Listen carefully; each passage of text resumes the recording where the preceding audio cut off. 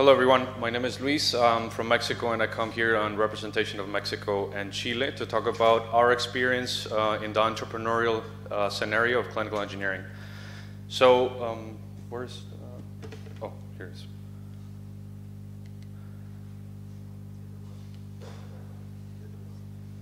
Which one? Oh, there you go, thank you.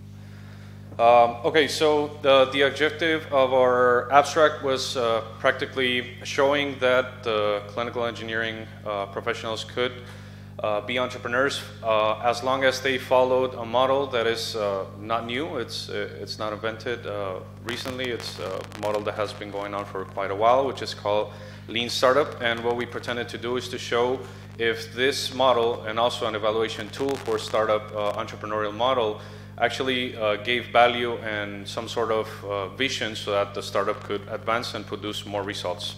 So as you all know, a startup is an organization that operates under a lot of uncertainty conditions. So it's practically an intent to make a business, which practically is modeled around hypotheses and assumptions. Okay, so there's a problem that was detected and somebody knows or somebody assumes that they know the answer to this problem, and this is the way that most startups or entrepreneurs operate, around assumptions and around this uncertainty. So our hypothesis, of course, we detected a problem, so we thought that we could solve it, is what do clinical engineers in hospitals can do if they had a tool that helped them translate the operation to KPIs and KRIs that offer them value. So we all know at least in Latin America, most of the clinical engineering departments are undervalued because they don't speak the same language as the decision makers. And I'm sure, as most of the countries know here, that is a worldwide problem. So, most of the biomedical engineers and clinical engineers professionals don't have education in management scenarios. So we thought that we could help them out by building a tool that help them do exactly the same that they do on paper, but now they do it on the cell phone or on a tablet or somewhere that could digitalize all of their clinical engineering deliverables. So this is our summarized hypothesis that we wanted to test out with our startup. And these are the main clinical engineering areas shared by 93 hospitals in Mexico. So of course, there's a lot of areas that are parallel to this. But we did a study in Brazil. We presented it in Brazil in 2012, the last ICEHTMC, and we detected that most of the 92 hospitals shared these common areas, which is asset management, service order management, spare parts, service request assessment, service request management, user training, and adverse events or technovigilance. Okay, so they all do these processes and they all document it on paper. But what about the metrics? So very few of them actually report metrics, and this is where the connection of the language gets lost between the operation and the decision maker.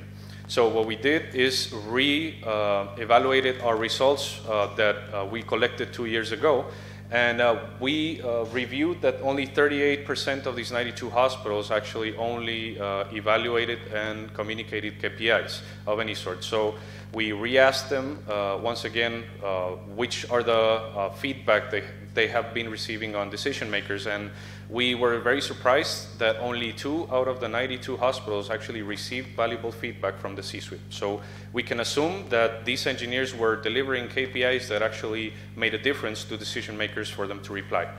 So we followed the Lean Start model methodology built by Ries, which is based on 3 principles, which is build, measure, and learn. Okay, so you build around the hypothesis that you have, you measure results, and then you learn. And there's 2 ways, so you either pivot or you preserve on the approximation that you're doing to the solution of this problem. So now that you have the hypothesis, we as clinical engineers decided to innovate in this process and created a CMMS, which is not as beautiful as we imagined it would be, but it was plain and very functional on digitalizing and delivering results and KPIs. So with this CMMS, we incorporated a company in January 2018. We started out with 35 customers as a pre-marketing effort, and we applied to 2 acceleration programs. So Why apply to acceleration programs is because we were clinical engineers and we knew how clinical engineering worked, but we needed to know the business side of things. So we applied to these 2 acceleration programs and we got selected to both of them, one national and one international. So with this experience, we have what we call the diagnosis phase, because here we sat down and we thought, okay, so we need to address every business area that we have so that we can have a baseline from which we want to grow. So we found out that a fellow startup that was in the same program as us, he was originally from Greece, developed a tool to assess startup processes regarding 11 areas, which is called Sane Startup.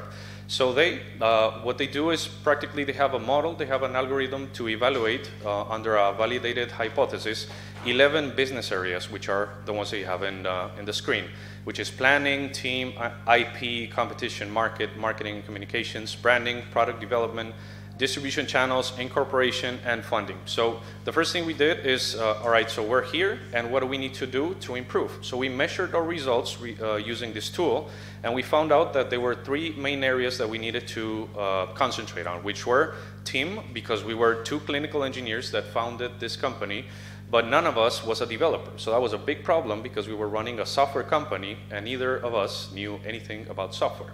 So that's why we got a low score. And then product development, of course, there were many things that could improve of the product.